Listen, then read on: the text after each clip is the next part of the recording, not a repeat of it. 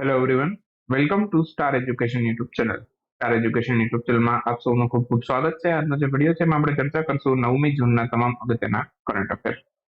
સૌથી પહેલા એક પ્રશ્ન તમારા માટે, તો પ્રશ્નનો જવાબ લખવાનો કોમેન્ટ બોક્સની અંદર. તો પ્રશ્ન તમારા માટે એવો છે કે હાલમાં જ WMO એના સૌથી પહેલા મહિલા મહાસચિવ તરીકે એલેસ્ટો સોલોની નિયુક્તિ થઈ છે. આ કયા દેશના છે? ઓપ્શન તમને આપેલા છે, તમારે આન્સર લખવાનો છે. સાથે સાથે મેં WMO વિશે પણ થોડાક અગત્યના પોઈન્ટ કીધા હતા, જેટલું પણ યાદ આવે એ લખવાનો પ્રયાસ કરવાનો છે. હવે આજનો વિડીયો શરૂ કરું એ પહેલા કહી દઉં કે ડેઈલી આપણે હવે વિથ ફેસ વિડીયો આપણે પબ્લિશ કરીએ છીએ, પરંતુ છેલ્લા 2-4 દિવસથી ગેપ રહી ગયો છે કરંટ અફેરમાં. તો એ આખો કેમેરાનો સેટઅપ કરવામાં થોડોક ટાઈમ કન્ઝ્યુમ થાય, તો અત્યારે થોડુંક આપણે સ્પીડમાં કામ કરવું છે. ઓકે, 3 વિડીયો એક દિવસમાં આજે પબ્લિશ કરવા છે. 9, 10 અને 11મી જૂન આ 3 દિવસના કરંટ અફેર બાકી છે. તો આજનો છે આપણે ઓલ્ડ મેથડથી સ્ક્રીન રેકોર્ડિંગના માધ્યમથી છે આજના વિડીયોમાં અભ્યાસ કરી લેશું. બાકી નેક્સ્ટ આવનારા જે વિડીયો છે, બરાબર, કોશિશ એવી રહેશે કે આપણે ફેસ સાથે વિડીયો લાવીએ. ક્લિયર? શરૂ કરીએ આજનો વિડીયો 9મી જૂનના કરંટ અફેર. સૌથી પહેલો ક્વેશ્ચન, હાલમાં જ IUCNની વર્લ્ડ કન્વર્જેશન કોંગ્રેસ આનું આયોજન કયા દેશમાં કરવામાં આવ્યું? IUCNની વર્લ્ડ કન્વર્જેશન કોંગ્રેસ છે. ઓકે, આનું આયોજન છે, બરાબર, એ હાલમાં જ કરવામાં આવેલું છે અબુધાબી, યુએઈના અબુધાબીમાં. યુએઈના અબુધાબીમાં સૌથી પહેલી વર્લ્ડ મીડિયા કોંગ્રેસ પણ થઈ હતી. વર્લ્ડ મીડિયા કોંગ્રેસ એ પણ ક્યાં થઈ હતી? અબુધાબીમાં, સોરી, યુએઈમાં. તો આ ખાસ યાદ રાખશું, યુએઈના લગભગ દુબઈમાં થઈ હતી વર્લ્ડ મીડિયા કોંગ્રેસ, ને આ યુએઈના અબુધાબીમાં થઈ છે વર્લ્ડ કન્વર્જેશન કોંગ્રેસ. તો આઈયુસીએનની છે. આઈયુસીએનનું પૂરું નામ પૂછી શકે છે, international union for conservation of nature. આ એનું પૂરું નામ છે. આનું મુખ્ય મથક સ્વિટ્ઝરલેન્ડના ગ્લેન્ડ શહેર ખાતે આવેલું છે. બાકી યુએઈમાં ઘણી બધી અગત્યની સમિટો થવાની છે. ઓકે, તો એને યાદ રાખીશું. યુએઈમાં UNFCCCની COP28 એનું આયોજન યુએઈમાં શર્મ el શેખ અથવા તો દુબઈ ખાતે થવાનું છે. યુએઈ અને ભારત વચ્ચે છે ઝાયદ તલવાર નામનો યુદ્ધ અભ્યાસ થાય છે, એ પણ અગત્યનો મુદ્દો છે. એક ડેઝર્ટ પ્લેગ એક્સરસાઇઝ છે, એનું આયોજન પણ યુએઈએ કર્યું હતું. અને એક સુલતાન નૈયાદી યુએઈના વ્યક્તિ છે, જેણે અંતરિક્ષમાં સ્પેસ વોક કરનાર યુએઈના સૌથી પહેલા વ્યક્તિ બની ગયા છે. એક સૌથી પહેલી અરબી મહિલા પણ બન્યા છે કે જેણે અંતરિક્ષમાં જનાર સૌથી પહેલા અરબી મહિલા કોણ બન્યા છે? એ બન્યા છે રૈયાના બરનાવી. એ સાઉદી અરબના છે, યુએઈના નથી. તો આટલા પોઈન્ટ આમાંથી યાદ રાખીશું. ભારત તરફથી અંતરિક્ષમાં જનાર સૌથી પહેલા વ્યક્તિ પૂછે તો એ રાકેશ શર્મા હતા. ઓકે, અને બાકી સૌથી પહેલી મહિલા પૂછે, બરાબર, એ કલ્પના ચાવલા હતા. હાલમાં જ જીઓલોજીકલ સર્વે ઓફ ઇન્ડિયાના નવા મહાનિદેશક તરીકે કોની નિયુક્તિ થઈ છે? જીઓલોજીકલ સર્વે ઓફ ઇન્ડિયા, બરાબર, એના નવા અત્યારે મહાનિદેશક બન્યા છે જનાર્દન પ્રસાદ. ઓપ્શન બી આપણો આન્સર થશે. જનાર્દન પ્રસાદ છે જીઓલોજીકલ સર્વે ઓફ ઇન્ડિયાના નવા મહાનિદેશક બન્યા છે. સ્થાપનાની કરી થોમસ હલ્ડહામને. થોમસ હલ્ડહામ નામના વ્યક્તિએ જીઓલોજીકલ સર્વે ઓફ ઇન્ડિયાની સ્થાપના કરી હતી. 4 માર્ચ 1851માં જીઓલોજીકલ સર્વે ઓફ ઇન્ડિયા બન્યું હતું. મુખ્ય મથક આનું કોલકાતાના પશ્ચિમ બંગાળના કોલકાતામાં આવેલું છે. બાકી કયા મંત્રાલય અંતર્ગત કાર્ય કરે છે? તો ખાણ એટલે કે માઇન મિનિસ્ટ્રી અંતર્ગત તે કાર્ય કરે છે. હાલમાં જ સમાચારોમાં જોવા મળેલું 2023 FW13 આ તેનો એક પ્રકાર છે. તો 2023 FW13 આ એક પ્રકારનો લઘુગ્રહ છે. તો આને ઘણી વખત છે પૃથ્વીનો બીજો ચંદ્ર પણ કહેવાય છે. પૃથ્વીનો બીજો ચંદ્ર, બરાબર. તો એ પણ યાદ રાખીશું. પૃથ્વીને માત્ર એક જ ચંદ્ર છે, પરંતુ આ એસ્ટ્રોઇડ એટલો મોટો છે કે આને પૃથ્વીના બીજા ચંદ્ર તરીકે ઓળખવામાં આવે છે. નાસાએ ટેલિસ્કોપની મદદથી આ લઘુગ્રહ છે એની ઇમેજ કેપ્ચર કરી હતી. એક પ્રકારનો આ લઘુગ્રહ છે, નામ આપેલું છે એનું. અને બાકી વાત કરું તો લઘુગ્રહ કોને કહેવાય? પૃથ્વીની આસપાસ ફરતા નાના મોટા પથ્થર, ધાતુ કે વાયુથી બનેલા જે ખડકો છે તે પૃથ્વીની આસપાસ ભ્રમણ કરે છે, તો એને કહેવાય લઘુગ્રહ. અંગ્રેજીમાં એને એસ્ટરોઇડ કહેવાય, બરાબર. ગુજરાતીમાં આપણે લઘુગ્રહ કહીએ છીએ, તો ક્ષુદ્ર ગ્રહ કહેવાય. તો સૌથી વધારે લઘુગ્રહ ક્યાં આવ્યા છે? તો મંગળ અને ગુરુ વચ્ચેની જે એક એસ્ટ્રોઇડ બેલ્ટ જ આવેલી છે. તો મંગળ અને ગુરુ વચ્ચે છે, બરાબર, આ એસ્ટ્રોઇડ બેલ્ટમાં સૌથી વધારે લઘુગ્રહ આવેલા છે. ઓકે, તો પૃથ્વી કયા ગ્રહની વચ્ચે છે એ પણ હું તમને કહી દઉં. પૃથ્વી મંગળ અને ગુરુની વચ્ચે જ છે. તો આપણને પૃથ્વીને આ લઘુગ્રહો સૌથી વધારે જોવા મળે છે. ક્લિયર? તો એ ધેટ્સ વાય છે આપણને ઘણી વખત પૃથ્વીમાં જે લઘુગ્રહો પડતા દેખાય છે, બરાબર, તો એ એક પ્રકારના એસ્ટ્રોઇડ જ હોય છે. ઓકે, જે વાતાવરણમાં, પૃથ્વીના વાતાવરણમાં એન્ટર થઈ જાય, ઘસારાના લીધે સળગી ઉઠે, પછી આપણે અ, એને ખરતા તારા તરીકે પણ ઘણી વખત ઓળખતા હોઈએ છીએ. એ ખરતો તારો નથી હોતો, એ એક પ્રકારનો એસ્ટ્રોઇડ જ હોય છે જે પૃથ્વીના વાતાવરણમાં એન્ટર થઈ જઈને સળગી ઉઠે. હાલમાં જ માઉન્ટ એવરેસ્ટ પર ચઢાઈ કરનાર મુથવીઝ સેલ્વી એ કયા રાજ્યના સૌથી પહેલા મહિલા બન્યા છે? મુથવીઝ સેલ્વી છે, માઉન્ટ એવરેસ્ટ પર ચઢાઈ કરી છે એમણે હાલમાં જ, અને માઉન્ટ એવરેસ્ટ ઉપર ચઢાઈ કરનાર તે સૌથી પહેલા મહિલા કયા રાજ્યના બન્યા છે? આ તમિલનાડુના બન્યા છે. તો ઓપ્શન બી આપણો આન્સર થશે. મુથવીઝ સેલ્વી હાલમાં જ માઉન્ટ એવરેસ્ટ ઉપર ચઢાઈ કરી, તમિલનાડુ રાજ્યના છે, અને સૌથી પહેલા તમિલનાડુ રાજ્યના મહિલા બન્યા છે. માઉન્ટ એવરેસ્ટની વાત કરું તો એનું સૌથી ઊંચું શિખર કયું છે? કાંચનજંગા. આ નેપાળમાં આવેલું છે, ભારતમાં નથી આવેલું. તો સૌથી ઊંચું શિખર કાંચનજંગા કયા દેશમાં આવેલું એવું પૂછે તો યાદ રાખજો, બરાબર. માઉન્ટ એવરેસ્ટનું સૌથી ઊંચું શિખર નેપાળમાં આવેલું છે. નેપાળમાં માઉન્ટ એવરેસ્ટ છે ને સાગર માથા તરીકે ઓળખવામાં આવે છે. સાગર માથા અથવા તો સાગર માલા. Clear? એ પણ યાદ રાખીશું. બાકી માઉન્ટ એવરેસ્ટનું જે બીજું સૌથી ઊંચું શિખર છે એ છે માઉન્ટ કેટુ. માઉન્ટ કેટુ કંઈક ગોડવીન આસ્તીન પણ કહેવાય છે. ઓકે, અને એ ભારતમાં આવેલું છે, એ પણ યાદ રાખશું. બાકી કામિરીટા શેરપા, ઓકે, 28મી વખત માઉન્ટ એવરેસ્ટની ચઢાઈ કરનાર સૌથી પહેલા મહિલા બન્યા હતા, કામિરીટા શેરપા. કામિરીટા શેરપા પાછળ શેરપા લગાડ્યું ને એનો મિનિંગ શું ખબર છે? આપણે માઉન્ટ એવરેસ્ટ ચડવા જઈએ ને તો આપણી સાથે એક વ્યક્તિ હોય, માઉન્ટ એવરેસ્ટની ચઢાઈ કરતા હોય ત્યારે આપણી સાથે એક વ્યક્તિ હોય. તો એ વ્યક્તિ છે, બરાબર, આપણને માઉન્ટ એવરેસ્ટ ચડવામાં કોઈ પણ પ્રકારની મુશ્કેલી ના પડે અને આપણને ગાઈડ કરતા હોય એ માટે. એ વ્યક્તિ છે એને કહેવાય શેરપા. તો એવી જ રીતે સૌથી પહેલા જે માઉન્ટ એવરેસ્ટ ચડનાર વ્યક્તિ હતા તેન્ઝિંગ નોર્ગે અને એડમંડ હિલરી હતા. તો એડમંડ હિલરી પોતાની સાથે જેને લઈ ગયા હતા એ તેન્ઝિંગ નોર્ગેને લઈ ગયા હતા, એ પણ એક શેરપા હતા. સૌથી પહેલા માઉન્ટ એવરેસ્ટની ચઢાઈ કરનાર બે વ્યક્તિ તેન્ઝિંગ નોર્ગે અને એડમંડ હિલરી. આ એડમંડ હિલરી છે એ માઉન્ટ એવરેસ્ટની ચઢાઈ કરી હતી. તેન્ઝિંગ નોર્ગે છે એક પ્રકારના શેરપા હતા કે જે એમને ગાઈડ કરતા હતા માઉન્ટ એવરેસ્ટ ચડવા માટે. આ ખાસ ધ્યાન રાખજો. તો કામિરીટા શેરપાએ 28મી વખત ચઢાઈ કરી છે, બરાબર, એ પણ યાદ રાખીશું.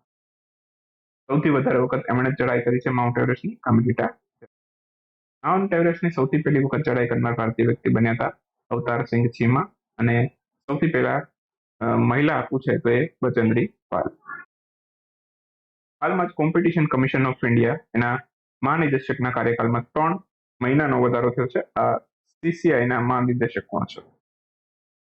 મહાનિદેશકનો કાર્યકાળ 3 મહિના માટે લંબાવ્યો છે. મહાનિદેશક છે અત્યારે અતુલ વર્મા. તો અતુલ વર્માના કાર્યકાળમાં અહીંયા 3 મહિનાનું એક્સટેન્શન મળી ગયું છે. CCI ની વાત કરી લઈએ થોડીક. 14 ઓક્ટોબર 2003ના રોજ આની સ્થાપના થઈ હતી. અત્યારે આના ચેરમેન રવનીત કૌર છે, સૌથી પહેલા મહિલા છે કે જેના ચેરમેન બન્યા છે CCI ના. અને કોમ્પિટિશન કમિશન ઓફ ઇન્ડિયાની વાત કરું તો કોર્પોરેટ અફેર મંત્રાલય અંતર્ગત કાર્ય કરતી વૈધાનિક સંસ્થા. CCI છે એક પ્રકારની વૈધાનિક સંસ્થા, મતલબ એનું નવી દિલ્હીમાં હવે હાલમાં જ એ વખત રિપીટ થયું છે. એના પછી થાઈલેન્ડ ઓપન મહિલા સિંગલ નું ટાઇટલ કોણે જીત્યું છે? તો થાઈલેન્ડ ઓપન મહિલા સિંગલ ટુર્નામેન્ટનું ટાઇટલ હાલમાં જ જીત્યું છે. કોણે જીત્યું છે? આ જીત્યું છે હાલમાં જ એન અનસે યંગે. મહિલાની વાત કરી છે તો અનસે યંગે આનું ટાઇટલ જીત્યું છે. એ આપણો આન્સર થશે. તો થાઈલેન્ડ ઓપનનું સમાપન થઈ ગયું છે. થાઈલેન્ડ ખાતે આનું આયોજન થયું હતું. મહિલા સિંગલમાં અનસે યંગે ટાઇટલ જીત્યું, સાઉથ આફ્રિકાના ખેલાડી છે. પુરુષોમાં કોણે જીત્યું એવું પણ પૂછી શકે તો કુલ કુનલાવત વિતિ દર્શન છે, એમણે પુરુષ સિંગલનું ટાઇટલ જીત્યું હતું, એ થાઈલેન્ડના જ ખેલાડી છે. બસ એટલું આમાંથી યાદ રાખો. આ અનસે યંગ સાઉથ આફ્રિકાની મિસ્ટેક છે આપણી, ત્યાં સાઉથ કોરિયાના ખેલાડી છે. સાઉથ કોરિયા, કરેક્શન કરી લેજો, સાઉથ કોરિયાના ખેલાડી છે. સ્પેસ ક્રાફ્ટ મિશન ઓપરેશન્સ 2023 નું આયોજન કયા શહેરમાં કરવામાં આવ્યું છે? તો સ્પેસક્રાફ્ટ મિશન ઓપરેશન્સ 2023 નું આયોજન છે હાલમાં બેંગ્લોર ખાતે કરવામાં આવ્યું. તો આન્સર આવશે કર્ણાટકના બેંગ્લોર ખાતે મિશનનું આયોજન થયું. આનું આયોજન કોણે કર્યું હતું? તો કે ઈસરો અને ઇટાલિયન સ્પેસ એજન્સી બંને મળીને કર્યું હતું. ઈસરોના ચેરમેન એસ સોમનાથ છે. સ્થાપના ઈસરોની 15 ઓગસ્ટ 1969 થઈ. વિશ્વ બ્રેન ટ્યુમર દિવસની ઉજવણી ક્યારે કરવામાં આવે છે? તો વિશ્વ બ્રેન ટ્યુમર દિવસ છે આ 8મી જૂને ઉજવાય છે. તો ઓપ્શન સી આપણો આન્સર થશે. હાલમાં જ 8 જૂનના રોજ વિશ્વ બ્રેન ટ્યુમર દિવસની ઉજવણી કરવામાં આવી હતી. સૌ પ્રથમ વખત આ વિશ્વ બ્રેન ટ્યુમર દિવસ છે વર્ષ 2000માં ઉજવાયેલો હતો. બાકી international brain tumour awareness week પણ ઉજવાય છે. એ 29મી ઓક્ટોબરથી લઈને 5 નવેમ્બર દરમિયાન ઉજવાય છે. બાકી 2023 માટેની થીમ યાદ રાખી લેશે. વિશ્વ બ્રેન ટ્યુમર દિવસ એની થીમ છે protect your self avoid stress.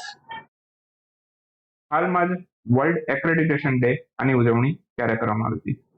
World accreditation day આની ઉજવણી છે 9 જૂનના રોજ કરવામાં આવી હતી.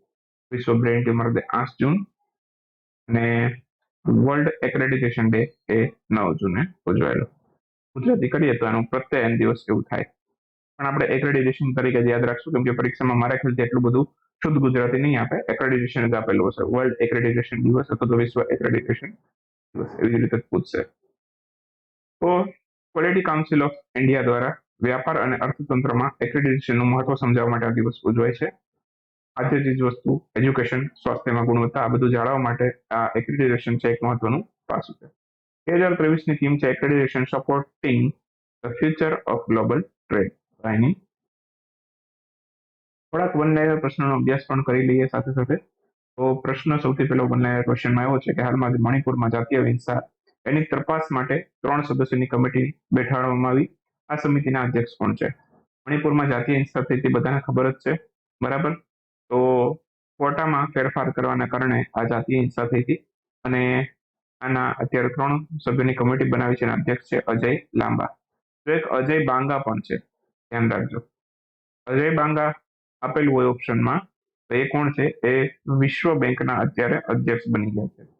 વિશ્વ બેંકના અધ્યક્ષ છે અજય બાંગા. અને અહીંયા મણિપુરની 3 સભ્યોની કમિટી છે એના અધ્યક્ષ છે અજય લાંબા. બહુ ધ્યાન રાખજો, બાંગામાં લાંબામાં કન્ફ્યુઝન ના થઈ જાય. હાલમાં જ નેશનલ ફેમ સેફ્ટી ઓથોરિટી અંતર્ગત છે ભારતની કઈ સંસ્થા એ મળીને national centre for earthquake safety of dam એની સ્થાપના કરવામાં આવશે? ભારતની કઈ સંસ્થા મળીને આની સ્થાપના કરશે નેશનલ સેફ્ટી ઓથોરિટી સાથે મળીને? તો MNIT જયપુર મળીને કામ કરશે. આમાં વિશ્વમાં સૌથી વધુ ડેમ ધરાવતો દેશો હોય તો એમાં ભારત 3જા ક્રમે છે અને વિશ્વનું સૌથી વધારે ડેમ છે એ ચીનમાં આવેલા છે. આ ખાસ યાદ રાખશું. અને MNIT છે બરાબર જયપુરમાં રાજસ્થાનમાં આ સ્થાપશે national centre for earthquake safety of ડેમની સ્થાપના કરશે. એમની સેફ્ટી કેટલી અગત્યની છે હું તમને કહું. એક મોરબીની મચ્છુ નદીનો ડેમ તૂટવાની ઘટના બધાને યાદ હશે. કેટલાય લોકોએ માસૂમ બાળકો લઈને કેટલાક માસૂમ લોકોએ જીવ ગુમાવી દીધો હતો. તો એ ઘટના છે બરાબર એ ડેમ તૂટવાના લીધે બની હતી. તો ડેમની સેફ્ટી છે, ડેમ બનાવી તો નાખીએ પછી એની સેફ્ટી પણ એટલી જ અગત્યની હોય છે. અમુક વર્ષો જતા રહે બરાબર પછી એ ડેમનું બાંધકામ નબળું પડી જાય, જો ડેમ તૂટી જાય તો એનાથી ભારે જાનમાલની નુકસાની થઈ શકે છે. તો ધેટ્સ વાય આ આપણા માટે અગત્યનું. હાલમાં જ એફ્યુ નેશનલ પાર્ક ત્યાં સિંહ અને દીપડાની વસ્તીમાં વધારો જોવા મળ્યો છે. આ એના કારણે સમાચારમાં રહ્યું હતું. આ કયા દેશમાં આવેલું છે?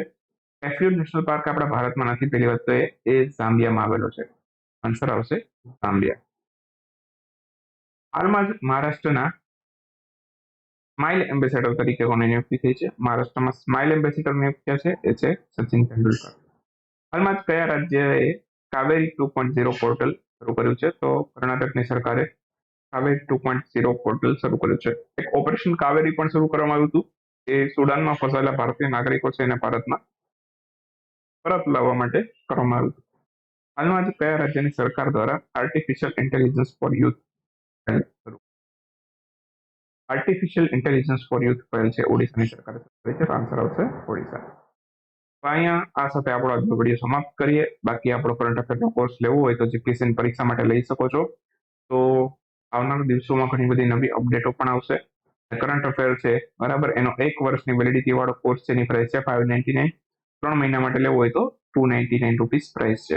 જેમને પણ ઈચ્છા છે વહેલી તકે લઈ શકે છે. ઓકે, તો મળીએ નેક્સ્ટ વિડીયોમાં. કરંટ અફેરના કોર્સમાં તમને શું મળશે? વિડીયો મળશે, ટેસ્ટ મળશે અને ઈ બુક્સ એટલે કે ઈ મેગેઝિન્સ મળશે.